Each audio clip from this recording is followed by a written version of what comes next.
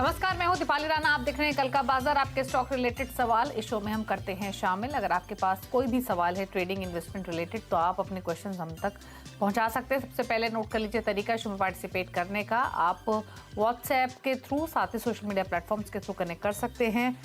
7045220000 हमारा WhatsApp number है। Facebook Twitter पर इनवीसी आवाज के हैंडल पर जाएंगे तो ये शो लाइव भी देख सकते हैं। अपने क्वेश्चन पोस्ट भी कर सकते हैं #आस्कआवाज लिखकर। आज हमारे साथ आपकी सभी क्वेरीज को आंसर करने के लिए शेयर इंडिया के वाइस प्रेसिडेंट और head of research Ravi Singh मौजूद हैं। मार्केट एक्सपर्ट रवि सिंह हमारे साथ मौजूद हैं और रवि से हम बातचीत करेंगे, लेकिन फटाफट से पहले एक आउटलुक ले लेते हैं। कल मार्केट कैसा रह सकता है उससे पहले क्विकली एक रिकैप लेकर आते हैं। बाजार में बुल्स का रिकॉर्ड जोश हाई पर रहा। आज के कारोबार में सेंसेक्स, निफ्टी बैंक सभी ने रिकॉर्ड ऊंचाई को छुआ। सेंसेक्स 702 अंक चढ़कर बंद हुआ 72,038 पर। निफ्टी 213 अंक चढ़कर 21,655 पर क्लोज हुआ। सबसे ज्यादा तेजी हमने ऑटो, मेटल और बैंकिंग स्टॉक्स में देखी। Public sector stocks, energy stocks पर हल्का दबाव आज के कारोबार में देखने को मिला। तो ये रहा आज का क्विक रिकैप। एफआईएस की ओर से खरीदारी हुई है 2926 करोड़ की। डीआईएस ने मामूली सी बिकवाली की है 192 करोड़ के आसपास की। रवि नमस्कार, बताइए पहले तो क्या आउटलुक कल के मार्केट के लिए? रिकॉर्ड हाईज बनाने का सिलसिला जारी, वीकनेस मार्केट में कहीं दिख नहीं रही है। 22,000 की तैयारी कर ले क्या?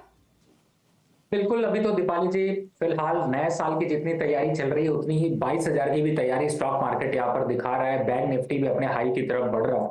तो मुझे लगता है कि जो आज हिस्टोरिकल हाई छुआ है ये एक इंडिकेशन है कि अब अगला टारगेट जो होगा वो होगा मेरे हिसाब से 21,750 से 21,800 के बीच का। और अगले ट्रेडिंग सेशन यानी कि जनवरी के फर्स्ट वीक में ही बहुत जल्द हम जो है वो 22,000 के लेवल को छूते हुए नजर आएंगे। तो मार्केट में तेजी है, स्टॉक स्पेसिफिक में भी तेजी यहाँ पर है। बैंक निफ्टी के एक बार सपोर्ट रेजिस्टेंस की बात कर ले तो 48,200 का जो यहाँ पर लेवल है वो अब एक सपोर्ट की तरीके से काम कर रहा है। तो 48,000 48,200 ये दो सपोर्ट लेवल है।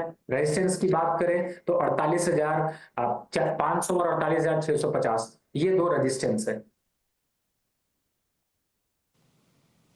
ओके, चलिए तब क्विकली फटाफट से सवालों को भी ले लेते हैं। पहले कॉलर ब्रजेश धवन मोहाली से हमारे साथ कनेक्टेड हैं। ब्रजेश नमस्कार, बताइए क्या सवाल है आपका? नमस्कार जी, मेरे पास पीएफसी के 150 शेयर हैं जो कि मैंने 390 पे खरीदे हैं जी। उसको मुझे होल्ड करना चाहिए कि सेल करना चाहिए? तो ये आपने अभी खरीदा होगा क्योंकि आपके भाव पर ही है, क्योंकि स्टॉक तो ये काफी चला है, पीएफसी आरईसी दोनों ही। अब आप बताइए, इतने ऊपर के लेवल पे लिया तो है, होराइजन क्या लेके चल रहे हैं, कितना समय रख सकते हैं? 6 महीने साल रख सकता हूँ। 6 months to 1 year का पर्सपेक्टिव। पीएफसी 389 की बाइंग, इनके भाव के आसपास क्या करे रवि? देखिए थोड़ा सा ऊपरी लेवल पे जरूर इन्होंने खरीदा है, लेकिन यहां से थोड़ी प्रॉफिट बुकिंग दिख सकती है और प्रॉफिट बुकिंग अभी 370 के आसपास आकर रुकती हुई नजर आएगी। तो मुझे लगता है कि आपको अभी पोजीशन पे बने रहना चाहिए। अब चूंकि आपका 1 साल का टारगेट है तो मुझे लगता है वापस अपसाइड में 430 और 450 ये बीच के रेट आपको देखने को मिल सकते हैं। तो मुझे लगता है 370 के स्टॉप लॉस से आप अपनी पोजीशन को होल्ड करके रखें, जल्दबाजी ना करें। थोड़ा बढ़ चुका है इसलिए करेक्शन यहाँ पर कंसोलिडेशन होगा तो वो आपकी पोजीशन के लिए ज्यादा अच्छा है। 430 का टारगेट एक बार को लिया जा सकता है। ओके, चलिए बातचीत करते हैं हम नीरज से, अमृतसर से हमारे साथ कनेक्टेड है। नीरज नमस्कार, बताइए क्या सवाल है आपका? Hello ma'am. मैम मेरे पास SGVN के 5700 शेयर्स हैं 99.99 पे, 90 रुपए 99 पैसे में। ओके, 90 रुपीज की बाइंग है SGVN में, और इसके अलावा कोई और स्टॉक भी आपके पास? जी मैम, इरकॉन है 1100 शेयर्स हैं 167 पे बाइंग है, और एक HCC है 4000 शेयर्स है 32.99 पे, 32.99 रुपीज। HCC को छोड़ देते हैं नीरज, पेनी स्टॉक है वैसे भी। इरकॉन और SGVN पर आपकी राय ले लेते हैं। वैसे भी हम 2 क्वेरीज लेते हैं मैक्स। SGVN 90 की बाइंग है, इरकॉन में 167 की बाइंग है। इरकॉन इनके बाइंग प्राइस से 2 रुपए ऊपर कारोबार कर रहा है। SGVN भी सिमिलर 2 रुपए ऊपर है इनके भाव से। क्या सजेशन रहेगा रवि इन दोनों ही स्टॉक्स में, सतलुज जल विद्युत निगम और इरकॉन?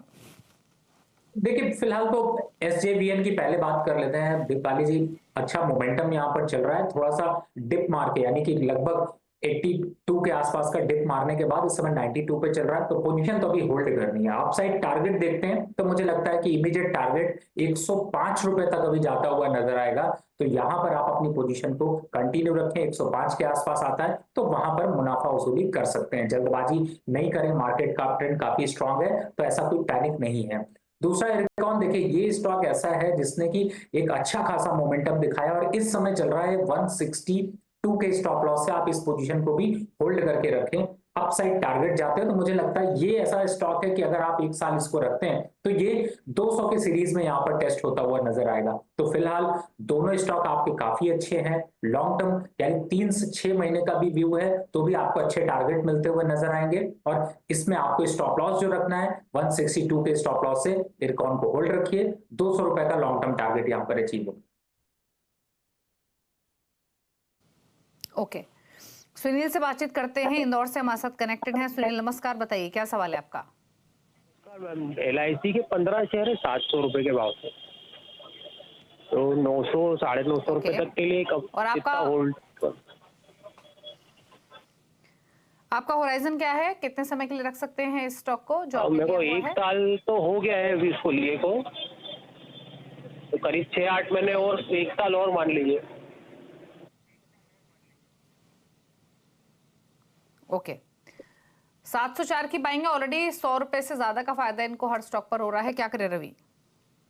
देखिए जब प्रॉफिट हो रहा है, अगर नया साल की कुछ पार्टी वार्टी करने का मन है तो बिल्कुल यहाँ पर थोड़ी प्रॉफिट बुकिंग कर सकते हैं। पार्शियली जो पहला इन्वेस्टमेंट है उसको बाहर निकाल सकते हैं, नहीं तो पोजीशन तो अभी होल्ड रखनी है। अपसाइड टारगेट देखते हैं तो 920 रुपए का लक्ष्य, यहां से भी अभी 100 रुपए का मोमेंटम और बाकी है, लेकिन आपको स्टॉप लॉस इसमें रखना है 790 रुपए का। अगर उसके नीचे जाता है स्टॉक तो बिल्कुल पूरा मुनाफा वसूल कर लीजिए, प्रॉफिट बुक कर लीजिए, और अभी फिलहाल 920 के टारगेट के लिए यहाँ पर पोजीशन को होल्ड करके रखिए। मुझे लगता है आपने पेशेंस दिखाया है, अब आपको प्रॉफिट भी यहाँ पर अच्छा मिलेगा।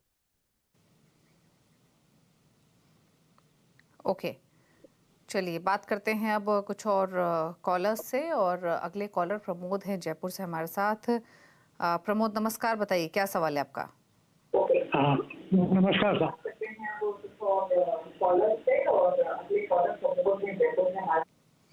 प्रमोद जी टीवी के जरिए बात मत कीजिए प्लीज, आप अपना क्वेश्चन फटाफट से पूछिए। हाँ, मेरे जेम फाइनेंशियल लिया है मैंने 295 रुपए से, मेरे को इसमें रोकना बनता है क्या? 95 की बाइंग है, 99 पर कर रहा है ट्रेड, क्या करें 5 रुपए ऊपर इनके खरीदारी के भाव से?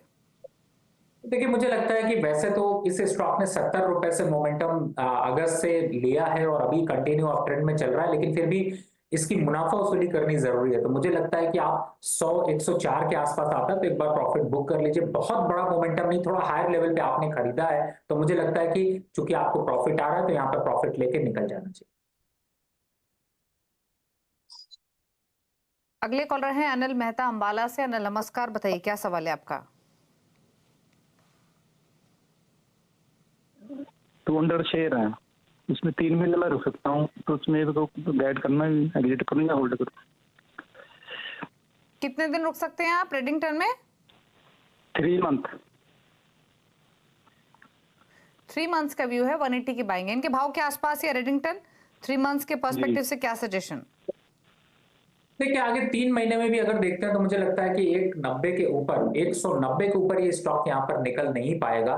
तो आप कोशिश करें कि एक बार को 190 के आसपास आता है तो पोजीशन से आप एग्जिट कर जाए। जहां तक स्टॉप लॉस की बात है तो मुझे लगता है 170 के स्टॉप लॉस से आपको अपनी पोजीशन अभी यहाँ पर होल्ड करके रखनी चाहिए। बहुत ज्यादा जो है वो लंबे टारगेट नहीं होंगे, इसलिए सेल ऑन राइज की स्ट्रैटेजी रखें। जैसे ही आपके लेवल्स निकलते हैं एक बार को एग्जिट हो जाइए, दूसरे स्टॉक की तलाश करें, क्योंकि इस स्टॉक में उतना बड़ा मोमेंटम अभी नहीं दिखाई दे रहा है। ओके, बात करते हैं पवन व्यास से, गुड़गांव से हमारे साथ कनेक्टेड है। पवन नमस्कार, बताइए क्या सवाल है आपका? हेलो, बताइए पवन क्या सवाल है आपका, कौन सा स्टॉक लिया हुआ है? हाँ मैंने गति लिया हुआ है 255 शेयर है मेरे पास, 142 का। इस पे मैं क्या कर सकता हूँ जिससे? और आपकी बाइंग 142 की है, राइट? हाँ जी मैम। ओके, पूछ लेते हैं, क्या सजेशन रहेगा ऑल कार्गो गति पर? 142 की बाइंग है, 124 पर ट्रेड करा रवि। देखिए गति की तो अभी इस समय गति रुकी हुई है और इसका डाउनवर्ड ट्रेंड यहाँ पर चल रहा है। डेली चार्ट पे भी इसमें डायरेक्शन डाउन है, तो मेरी सजेशन होगी कि आपको इससे एग्जिट होना पड़ेगा। और अब लेवल्स देखते हैं तो मुझे लगता है जल्दी आप इसके जो टारगेट है वो 100 रुपए के पास अचीव होते हुए नजर आएंगे, यानी यहाँ से भी 24% तक की गिरावट, 20 से 24% तक की और बढ़ सकती है। तो मुझे लगता है आप एग्जिट हो जाइए, लेकिन निराश होने की जरूरत नहीं है। मार्केट अप ट्रेंड में है। एक स्टॉक है, अभी हमने चर्चा करी थी इरकॉन, इस समय 169 का चल रहा है। दूसरा स्टॉक रेलवे काउंटर से ही है, IRFC।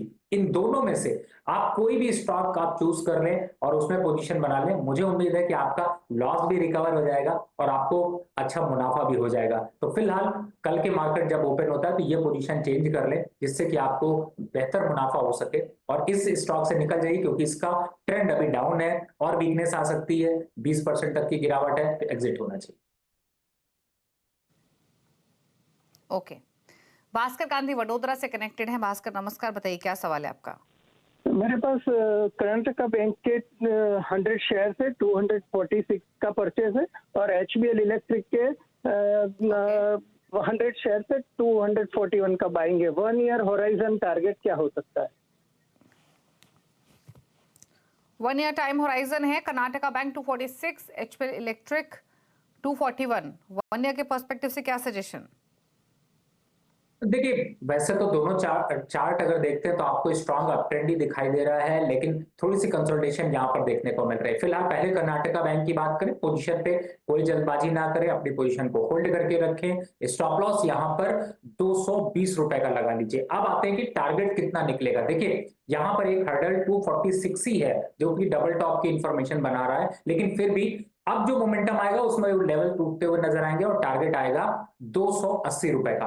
तो यहां पर 220 के स्टॉप लॉस से पोजीशन होल्ड करिए, 280 का स्टॉप टारगेट आपको अचीव होता हुआ नजर आएगा। बात करें HPL की, देखिए इस समय HPL में एक डेली चार्ट पर एक रिवर्ट हेड एंड शोल्डर का पैटर्न बन रहा है, यानी कि टेक्निकली काफी स्ट्रांग लग रहा है। तो अपसाइड इसके टारगेट की बात करें तो ये भी 270 और 280 रुपए तक जाता हुआ नजर आएगा। तो पोजीशन आपने अच्छी ली है, होल्ड करिए। स्टॉप लॉस यहां पर भी जो बन रहा है वो बन रहा है 218 रुपए का, क्योंकि इसमें थोड़ी वॉलेटिलिटी ज्यादा है, इसलिए 218 के स्टॉप लॉस से इसको होल्ड करके रखिए। टारगेट वही 270 और 280। तो दोनों स्टॉक अच्छे हैं। थोड़ा खरीदना और चाहते हैं तो भी मौका है, खरीद सकते हैं। अपसाइड टारगेट के लिए आप वेट करें। एस परेल है हमारे साथ अब कोलकाता से सवाल पूछने के लिए। नमस्कार सर, बताइए क्या सवाल है आपका? हाँ नमस्कार मैडम, मेरे पास 25 शेयर अवान ऑफशोर के रखे हुए हैं 2010 से 630 के रेट में।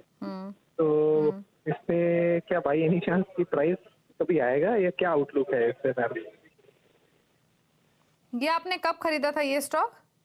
ये 2010 पे लिया है, 2020। हाँ, क्या कमेंट करेंगे रवि इनके लिए? देखिए आप 10 से बने हुए स्टॉक ने अभी तक प्रॉफिट नहीं दिया आपको।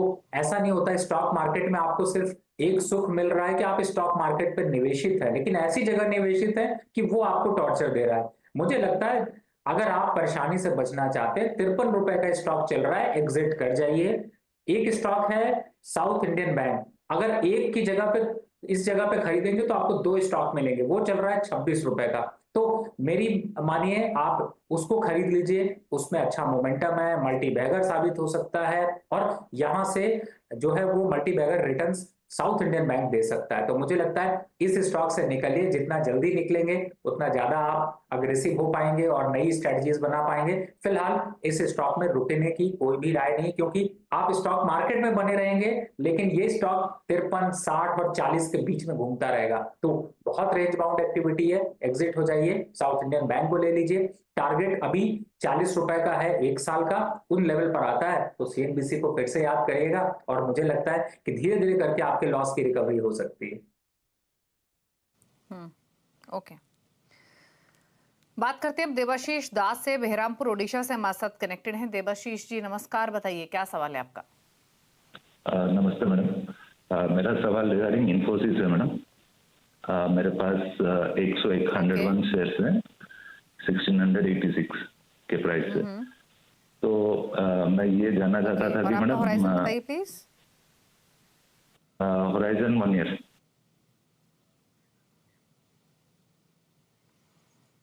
ओके, 1 ईयर का पर्सपेक्टिव है 1686 की बाइंग है इन्फोसिस में 100-125 रुपए नीचे इनके भाव से। बताइए रवि, क्या सजेशन रहेगा?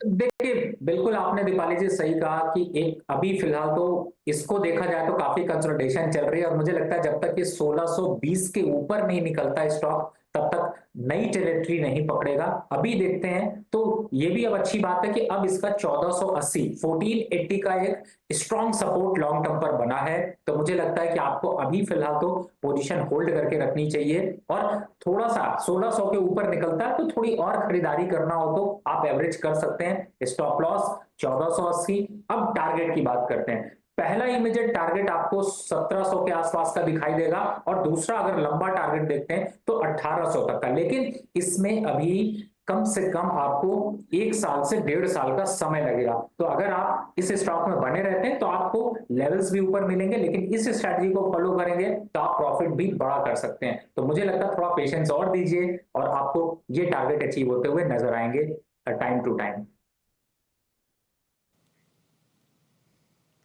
ओके, चलिए तो ये सजेशन रहा आपके लिए। अब बात करेंगे आशुतोष मिश्रा की, जिन्होंने एसएमएस के तो चंडीगढ़ से सवाल भेजा आईडीएफसी फर्स्ट बैंक और भेल पर। आईडीएफसी फर्स्ट बैंक में 83 की बाइंग है, भेल में बाइंग है 154 की। बताइए दोनों पर क्या राय रवि?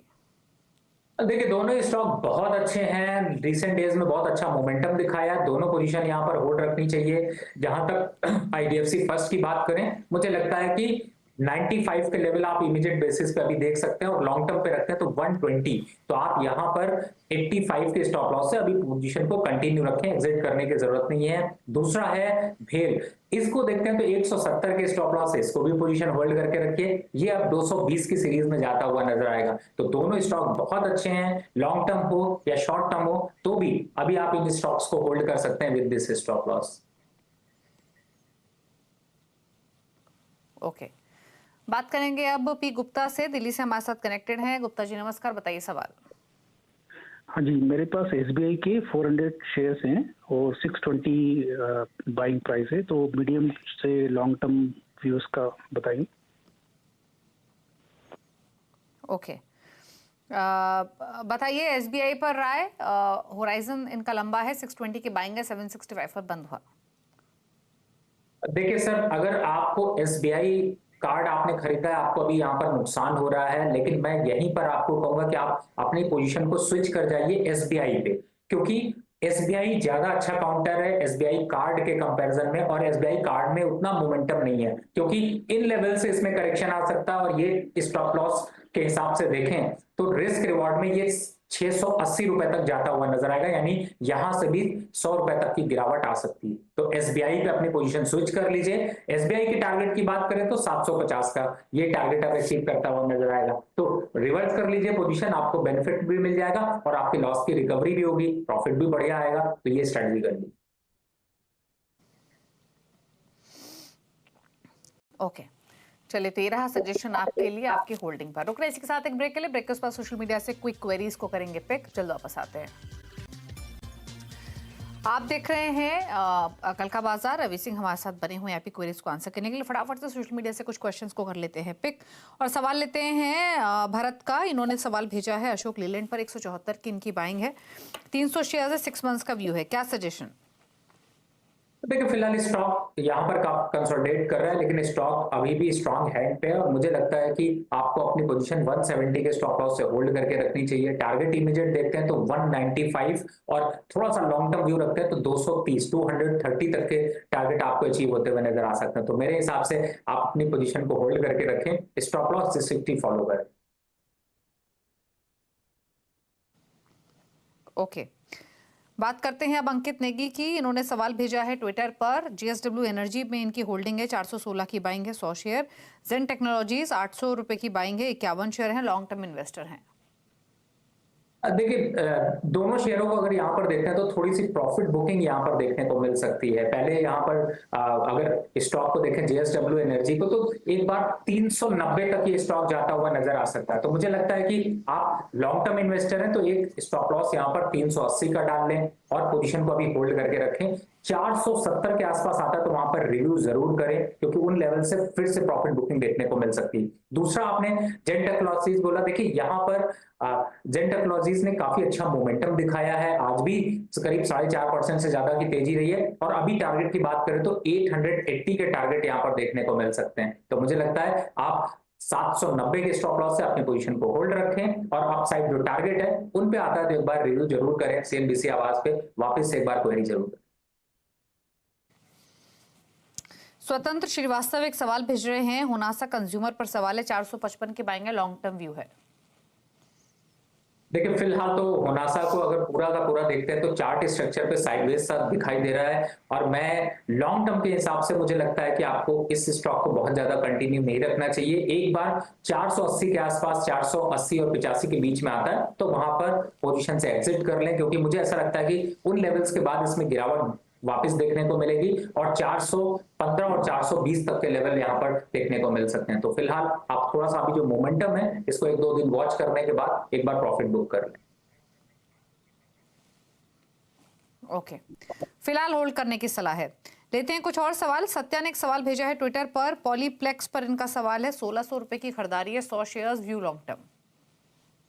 देखिए पॉलीफ्लेक्स में अभी आज फिलहाल में देखा जाए तो एक अच्छा मोमेंटम बना है, टेक्निकल चार्ट पर भी यहाँ से एक अच्छा मोमेंटम दिखाई दे रहा है, तो मुझे लगता है आपको अपनी पोजीशन अभी होल्ड रखनी चाहिए। स्टॉप लॉस 1025 का यहाँ पर रखें। टारगेट की बात करें तो 1150 के आसपास के टारगेट इमीडिएट बेसिस पे देखने को मिल सकते हैं। तो फिलहाल इस स्टॉप लॉस के साथ अपनी पोजीशन को होल्ड रखें। अब लंबे टारगेट को अगर देखते हैं तो मुझे लगता है 1250 के आसपास आता है तो एक बार अपनी पोजीशन को वापस रिव्यू जरूर करें। रवि का एक सवाल है, रवि पंजवानी एक सवाल भेज रहे हैं, और इनकी जो पोजीशन है वो ऑप्शंस के थ्रू इन्होंने ली हुई है। रवि, पीएनबी का 100 का कॉल ऑप्शन लिया हुआ है जनवरी सीरीज का ₹2.50 पर, गोदरेज प्रॉपर्टीज का 2100 का जनवरी का कॉल ऑप्शन लिया हुआ है ₹70 पर। अगर आप दे सके इस डेरिवेटिव पोजीशन पर राय तो बताइए क्या सजेशन। देखिए पीएनबी पे पहले मैं एक बार को राय दे देता हूँ। पीएनबी का इन्होंने 100 रुपए का कॉल लिया है, 2 रुपए पे जनवरी तक का, लेकिन मुझे ऐसा लगता नहीं है कि ये 100 रुपए का टारगेट अचीव कर पाएगा, तो आपको इस पोजीशन से एक बार को एग्जिट करना पड़ेगा, क्योंकि ये अगर आप देखते हैं तो ये पूरे जनवरी की सीरीज में भी अगर 100 रुपए के पास आएगा तो भी आपको उतना प्रॉफिट नहीं दे पाएगा, तो यहाँ पर एक बार इससे एग्जिट हो जाइए। दूसरा, आपने गोदरेज प्रॉपर्टीज बताया। देखिए गोदरेज प्रॉपर्टीज में भी आपने कॉल ऑप्शन थोड़ा दूर का खरीदा है, और अभी के जो मोमेंटम है उसमें देखते हैं तो मुझे लगता है कि शायद उन लेवल्स के पास आपको अचीव होते हुए नजर नहीं आएंगे, लेकिन फिर भी आप अभी फर्स्ट वीक यानी कि 5 जनवरी तक मैक्सिमम आप अपनी पोजीशन को होल्ड करके गोदरेज वाली रखिए, गोदरेज प्रॉपर्टीज की, और उसके बाद रिव्यू करिए। लेकिन मुझे लगता है पीएनबी से तो आपको इमीडिएट निकल जाना चाहिए, और इस पोजीशन को आप यहाँ पर अभी होल्ड करके रखें, क्योंकि इसका टारगेट थोड़ा सा 2150 तक जाता हुआ नजर आ रहा है। तो मुझे लगता है आप वोलेटिलिटी में आपको यहाँ पर प्रीमियम में 4 से 5 रुपए आसानी से मिल सकते हैं, वो प्रॉफिट बुक कर लीजिए। चलिए, तो ये रही आपकी पोजीशंस पर राय, दोनों ही होल्डिंग्स पर रवि ने अपने सजेशन दिए हैं। चलिए, सवाल इतने लेंगे, कोई क्लोजिंग कमेंट या डिस्क्लोजर रवि आपकी ओर से? जिन भी स्टॉक्स की चर्चा करिए, मेरी पर्सनल कोई भी पोजीशन नहीं है, लेकिन कंपनी की तरफ से ऐसे सजेशंस गए हुए हैं। दूसरा, नए साल के आपके सभी दर्शकों को बधाई, और आप कल के मोमेंटम में खास तौर से बैंकिंग सेक्टर और पावर सेक्टर पे फोकस रखिएगा, लेकिन सेलिंग साइड से नहीं, बाइंग साइड से आपको यहाँ पर प्रेशर देखने को मिल सकता है। शुक्रिया रवि आपका शो में आने के लिए, सभी क्वेरीज को आंसर करने के लिए थैंक यू। इसी के साथ एक ब्रेक के बाद भी खबरें जारी है सीबीसी आवाज पर। नमस्कार।